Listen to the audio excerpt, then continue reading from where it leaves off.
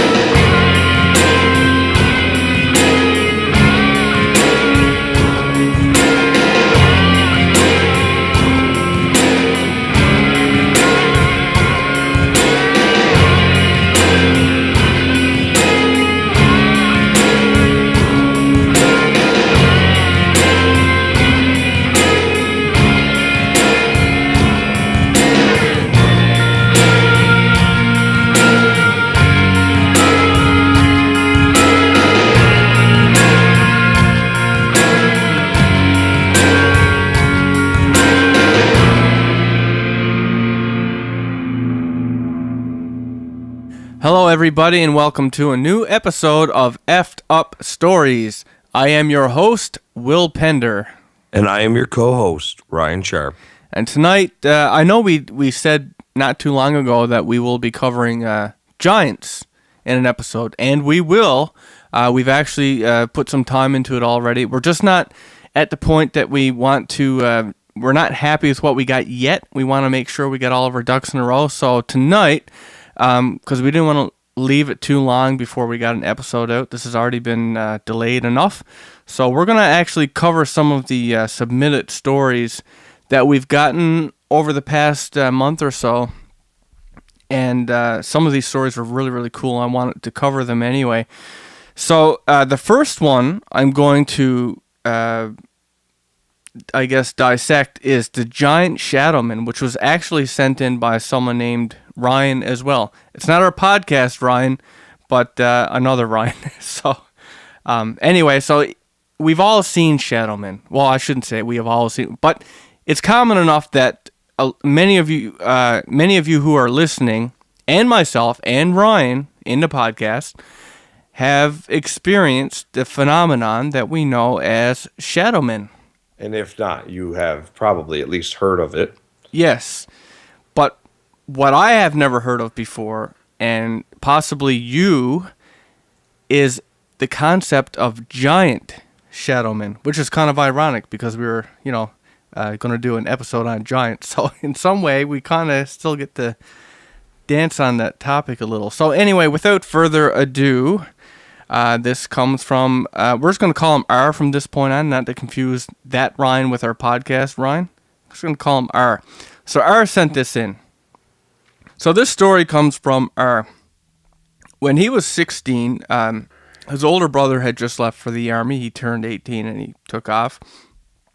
And he took his older brother's room, and of course he had a younger brother that he had previously been sharing a room with, that he finally got to be rid of, which I'm sure as any teenage boy growing up would really relish the the concept of getting away from that. So like a lot of people, when he was going to bed, he would pop in some earphones and he'd listen to some music as he was, falling asleep. And on this particular night, it was really stormy outside. He said it was, it was raining very heavily. It was windy and stuff like that, and he enjoyed it.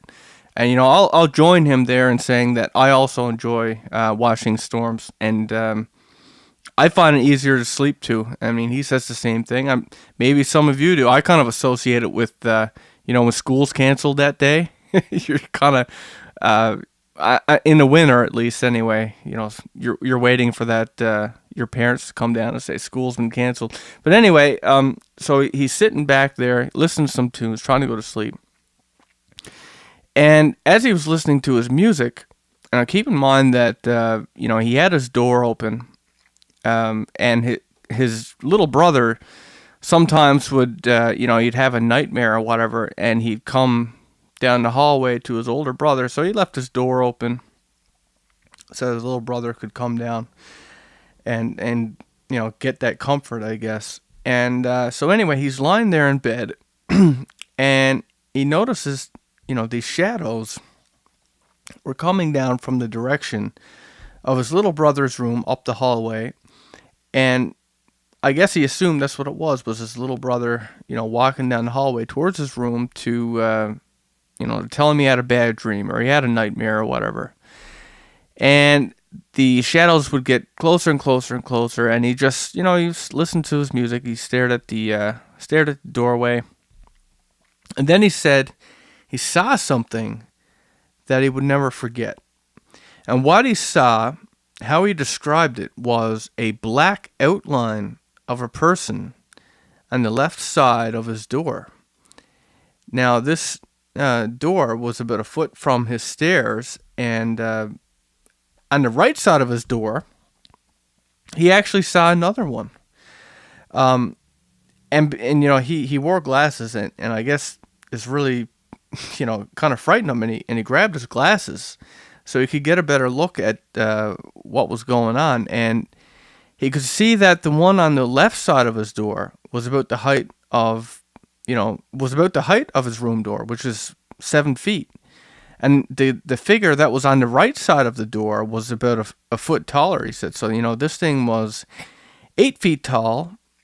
And he said the figure actually had to bend his neck, slant his head inwards to fit it under the door entrance.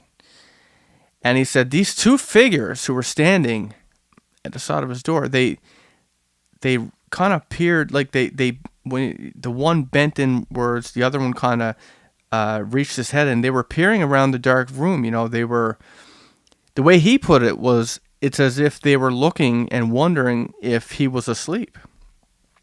And R said he was so terrified and in shock, that he just lay there, like he couldn't move, he couldn't say anything.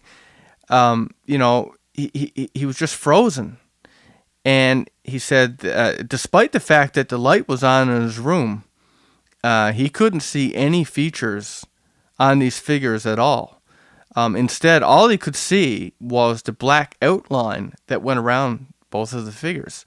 And he said they were solid. It was solid shadow. I guess that's how I picture shadow people as well. Of course, now it's usually kind of hazy if you've ever seen them. You usually see them in your peripherals, and you just see that.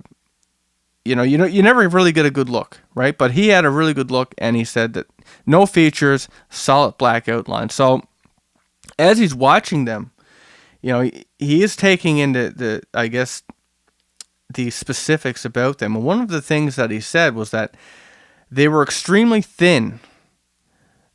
He said, they couldn't be more than 150 pounds each. And, I mean, that's taking into account that, like, one's 7 feet tall and one's, like, 8 feet tall. He said they had long, thin arms and legs. And, reading that, the first thing I thought was Slender Man, which I know is a creepypasta made-up story that really, really got popular. But that's what it brings to mind. But anyway, that's how he describes them. And he said what scared him the most was the idea of where these two entities even came from, and how long they had actually been staring inside his room. They weren't a spectral ghost spirit or whatever. He said that, they actually cast shadows. And as he was staring at these things, he said that the one on the left, he said it must have come up the stairs, and the one on the right had to have come from his little brother's room down the hall. So he doesn't understand, like, they would have had to come in separate entrance ways. It's just strange all the way around. And as he was staring at the doorway, both of these things paired in the door from opposite sides. So that was weird. And he said that neither one of them made any sounds. He said it was complete and utter silence except for, I guess the chaos that was going on in his head. It's his own alarm bells. And as they both peered into his room, he said, he could see movement, yet he couldn't hear anything. And they would move in. It's like they were slowly inching in closer and closer and closer, as if they were trying to get through his door at the same time, and getting like the Three Stooges syndrome, where two people or three people try to squeeze in and they can't fit together. So anyway, he said they surveyed the room before they decided to enter, like they were making a decision, like, is it safe to go in here? What's in here? Like they wanted to scope it out before they attempted to get in. And once they made their decision, once they were getting ready to do this, he freaked out. He screamed. He lost his shit. And so at the same time, which I think is pretty excusable under the circumstances. Oh yeah, but like it wasn't even just concern for himself. He was very concerned for his little brother, who was up the hallway, who he assumed that, I guess he doesn't know. I mean, could they have gone to his little brother's room first, right? And, he said his earphones were still in his ears at this point, but, after he had his freak out or whatever, he ripped those out of his ears. He said by his own admission that, like, he was used to, he'd been able to bench 250 pounds. He weighed 175 pounds. He was about 6 feet tall. And, it scared the shit out of him, right? So he said he screamed for what felt like about a minute. And once he did that, these entities, whatever they were, they both, of course, put their attention directly on him. And once they started to look at him, and this was weird. He said they stared at him as if they were interested in the sound that he was making, right? As if it was new to them, and they were trying to understand this sound that was coming out of his mouth. And while they were interested and they were staring, he said he heard his dad get out of bed and start, like, the feet hitting the ground and the shuffling, and probably my fucking kids are driving me crazy. I can't get a peaceful night's sleep. And his dad finally, as he got out of bed and made this noise, he said that these entities that were in the doorway finally moved away. He said the one that was on the the left side of the door, it went left as if to go downstairs, and the one on the right hand side went back up the hallway. So again, he didn't know where they could go, but anyway, they left, and as they left, his dad threw open his door, pissed off, of course, that he woke him up, and he told his dad what he saw. He explained it. And his dad told him that you were dreaming, and as he put it, he angrily went back to bed, right? Refusing to believe what had happened. So his father's explanation, like it always is the case to kids with these kinds of things, took about 5 seconds, right? It's bullshit. Go back to bed. I got to get up in the morning. But anyway, he was still concerned for his little brother. So, he went over to his little brother's room after his dad went to bed, and on his way there, he noticed that, no window had been opened, nothing was moved. His little brother was still asleep. He didn't even wake up during this whole thing. It was seemingly fine. But on his way back, he turned on the office light, and this was the room between his room and his brother's room, just to see, because he was curious, like, where could these things have gone? How could they have left? And as he was thinking about this stuff, he went downstairs again too, and he checked the door. He checked basically the whole house, and he couldn't really come up with an explanation.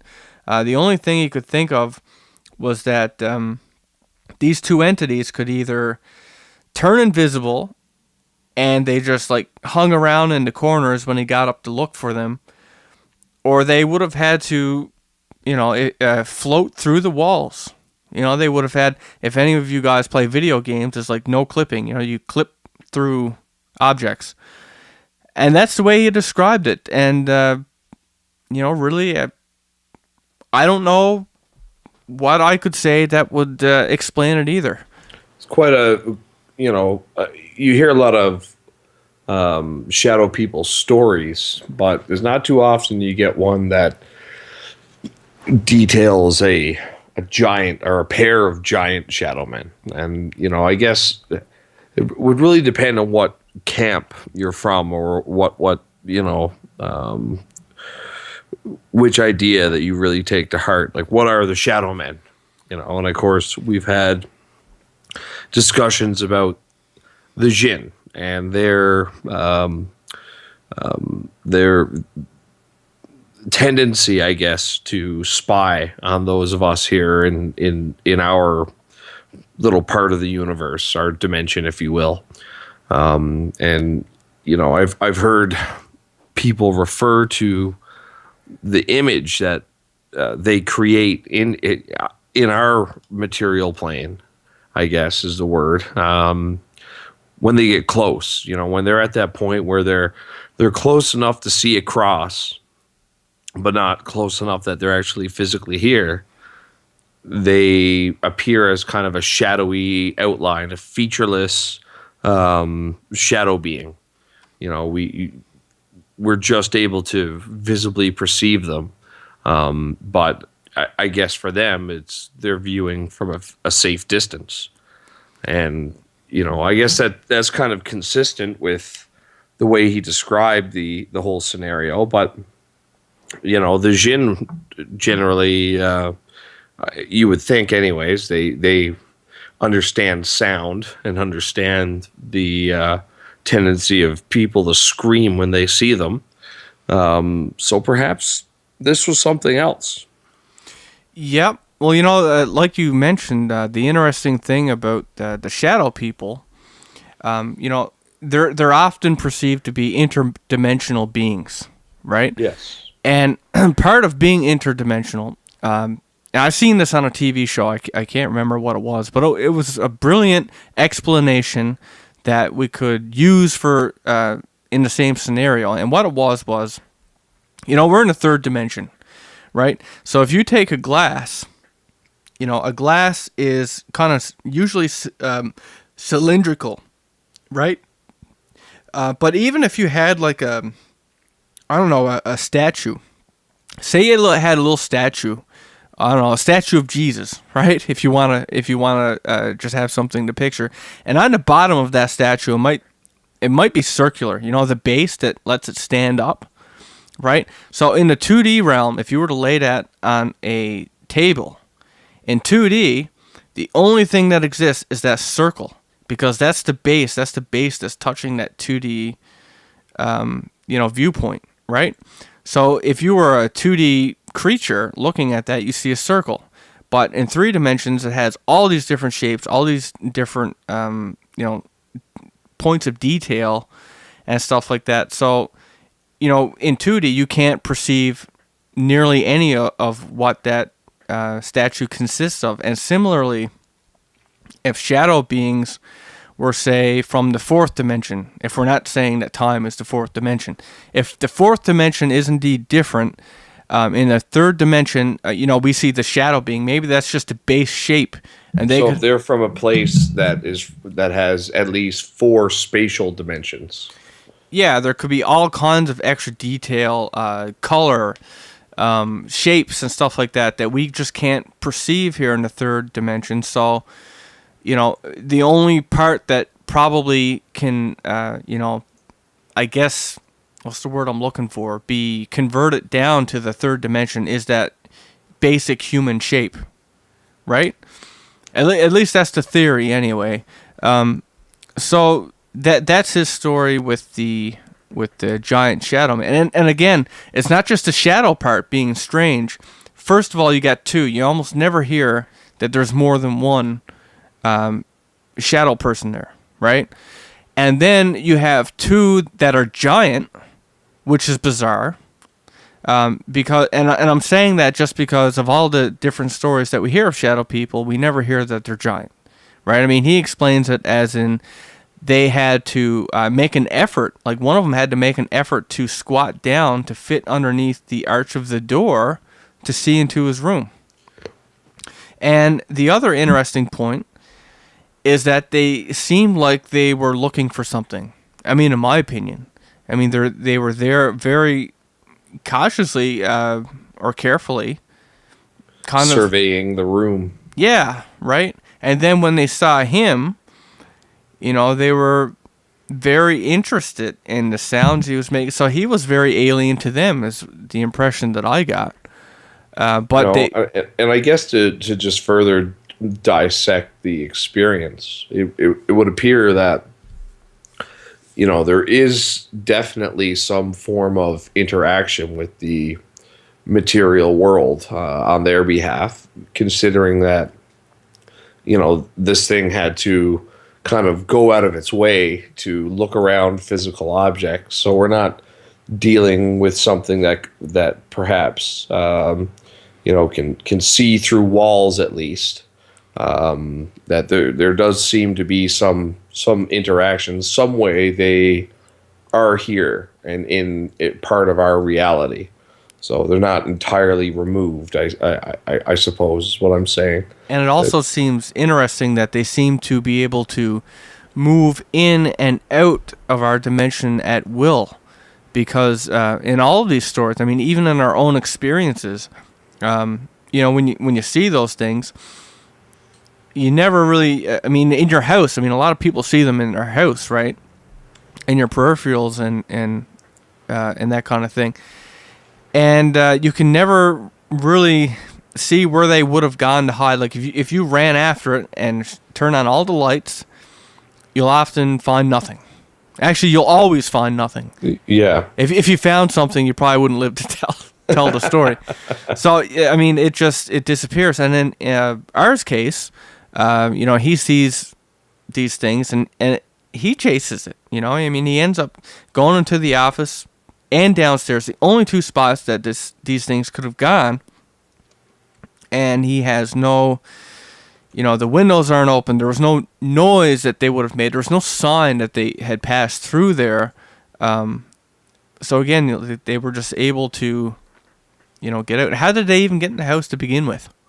Well, right? And, you know, it's interesting. You find so often in a lot of these stories that, you know, there's, and not just these kinds of stories, also when it comes to extraterrestrial contact, you'll find that, you know, there are reports of these beings being able to move through solid objects. It's not a entirely bizarre circumstance to have a lot of these beings be able just to pass right through solid objects as if they weren't even there. Yeah, well, that's the point. And the other interesting thing that we haven't touched on is that, you know, they weren't afraid of R when he started screaming, right? I mean, that didn't. They were interested. They weren't afraid or whatever. And then when his dad started to wake up, they casually left. But it's like they were smart enough to know that, you know, more of a fuss would have been made. Something more serious would have happened if the father had come out. Not necessarily that, you know, the father could have done anything. Let's face it, I don't care if you're an adult or not. You see these giant shadow men, you're probably still going to shit your pants. Yeah, have a pretty extreme reaction one way or the other. Yeah, I guess the difference being that nobody's going to believe a 16-year-old kid. It might be a little different if, you know, an adult gets out there and his kid's saying it, he's saying it, and you know what I mean? Like, obviously, I would expect these creatures to not want, you know, they would want to stay secretive. They wouldn't want, you know, us, you know, publicly to know that they exist. Well, there's, you know, I mean, there may be a whole, depending on who and what they are, you know, there may indeed be a whole criteria of interaction. There may be rules. And, you know, I know immediately there's going to be some people out there who's going to jump to demon, right? But I think there's a few key things in this particular instance that kind of, points away from that. And I think the most glaring being that these things appear to show some kind of curiosity. And that's not generally something that we hear or see at all in any of the, the I guess, demonic lore, or even any of the modern day interactions that people have with evil entities or demons, depending on how you want to refer to them. That's true. Demons usually already have like an agenda, and they're not That, or they're just straight up destructive. Yeah, yeah. So I mean, these things to me, it's more akin to if you or I were able to travel into another dimension. We would be curious. We would be investigative. We would be, I guess, similar to how these creatures were in our place. I mean, obviously they're not afraid. They're really big, and they probably already had some kind of concept, or maybe there's been so many shadow people that have come over and have come back and like put their knowledge together in their own little encyclopedias that they came over here very confident and unafraid, and you know what I mean, like kind of like if we went if you or I went hunting a bear, right, and we had our weapons, we had our knowledge, we're not going to be so afraid to hunt bears, even though, you know what I mean, like, yeah, you're kind of armed with that knowledge and stuff like that. So well, there's that, and then there's also the I guess the concept of I guess the metaphor to use would be to say we're watching a bear from a duck blind, up in a tree, kind of hidden, but not really. The bear can kind of smell us, might be able to hear us moving around a little bit. It can't see us too well, but is definitely aware that there's an unusual presence about, that might be something similar. We might be biologists, just, studying the bear's behavior. The bear has no idea. Yeah. So, I mean, now, Ryan, I mean, we've had our own little shadow people experiences. I don't think that mine's worthy of any airtime. Well, and I guess, our experiences, and the reason why you say that is the same reason I would say that. It's because it's the common everyman experience. And maybe, that does bear a mention, if only to say that it's such a common experience. And, for me, there's two main places that, throughout my life I would experience shadow men.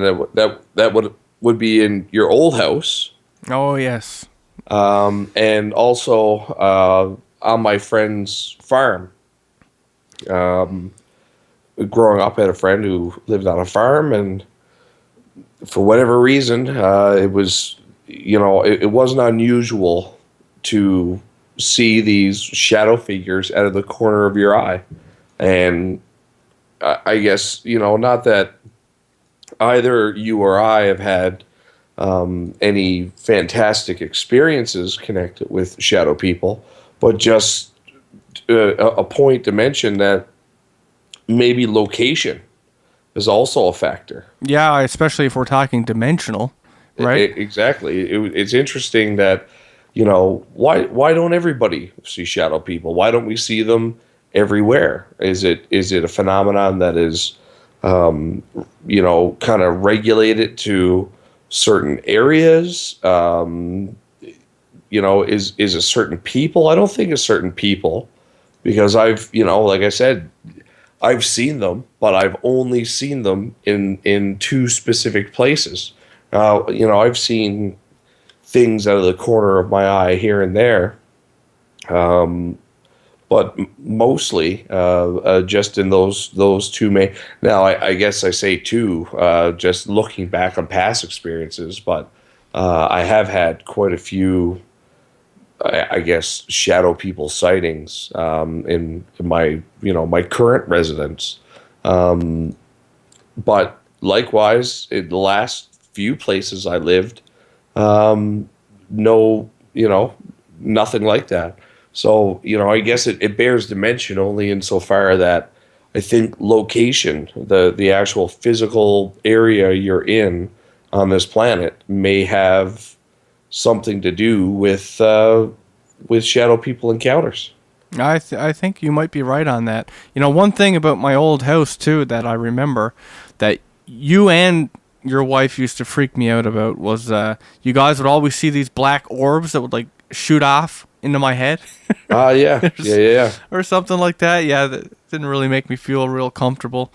No, and I guess, for good reason. Who Yeah. wants to have a black orb in their head? The funny thing about that old house, though, there was so much strange experiences that kind of trudged up while I lived there. That's when we had the old highway experience. It's when I saw those weird lights in the sky that time when I was... Anyway, that story's on our website. But it was just a whole bunch of different stuff that happened while I lived up there. And, would it be fair to say that maybe some places you live in can somehow contribute to... Kind of pull you into... Yeah, like, is it just the could it be the place? Could it be the people you're hanging around with at the time? Could it be things that you're doing?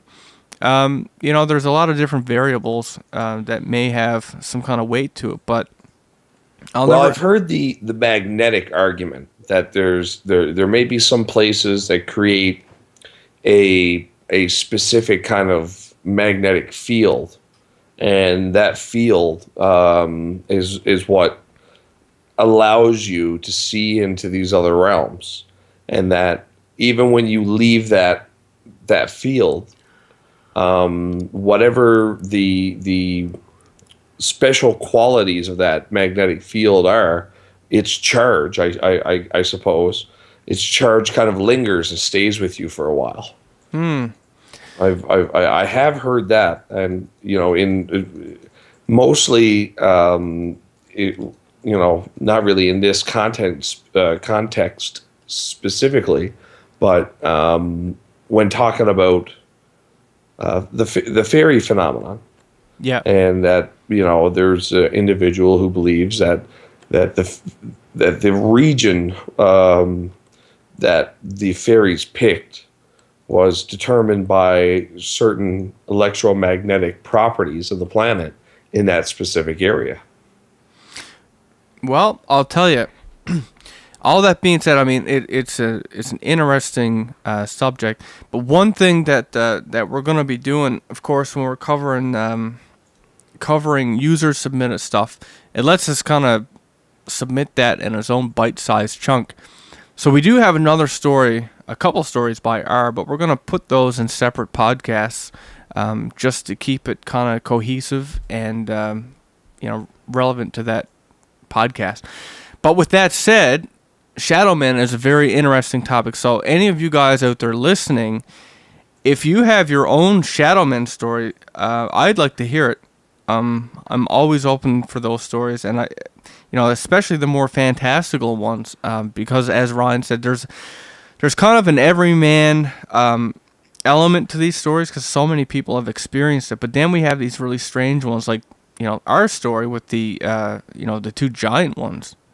And it was a little more descriptive, they were looking for them. If you guys listening have some really out there stories with Shadowmen, send them to us. You can send actually any paranormal stuff you got. You can go to our official website, effedupstories.com. That's www.effedupstories.com.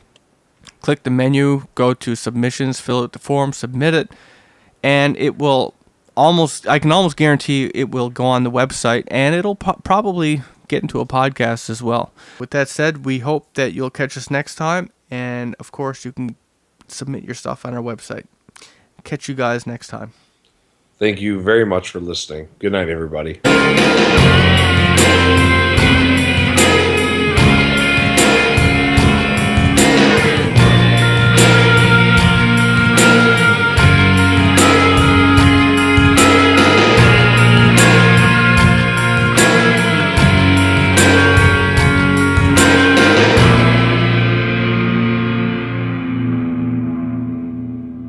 Hello, everybody, and welcome to a new episode of Effed Up Stories. I am your host, Will Pender. And I am your co-host, Ryan Sharp. And tonight, I know we said not too long ago that we will be covering giants in an episode, and we will. We've actually put some time into it already. We're just not at the point that we want to... we're not happy with what we got yet. We want to make sure we get all of our ducks in a row. So tonight... because we didn't want to leave it too long before we got an episode out. This has already been delayed enough. So we're going to actually cover some of the submitted way. We kind of still get to dance on that topic a little. So anyway, without further ado, this comes from, we're just going to call him R from this point on, not to confuse that Ryan with our podcast Ryan. I'm just going to call him R. So R sent this in. So this story comes from R. When he was 16, his older brother had just left for the army. He turned 18 and he took off. And he took his older brother's room, and of course he had a younger brother that he had previously been sharing a room with that he finally got to be rid of, which I'm sure as any teenage boy growing up would really relish the the concept of getting away from that. So... like a lot of people, when he was going to bed, he would pop in some earphones and he'd listen to some music as he was, falling asleep. And on this particular night, it was really stormy outside. He said it was, it was raining very heavily. It was windy and stuff like that. And he enjoyed it. And, I'll join him there in saying that I also enjoy watching storms. And, I find it easier to sleep too. I mean, he says the same thing. Maybe some of you do. I kind of associate it with, when school's canceled that day. You're kind of, in the winter at least anyway, you're waiting for that, your parents to come down and say school's been canceled. But anyway, so he's sitting back there, listening to some tunes, trying to go to sleep. And as he was listening to his music, and keep in mind that, he had his door open. And his little brother sometimes would, he'd have a nightmare or whatever, and he'd come down the hallway to his older brother. So he left his door open so his little brother could come down and get. Like moths to a flame, you've thrown caution to the wind for a glimpse into our world. Well, now you're in it. Welcome to Effed Up Stories.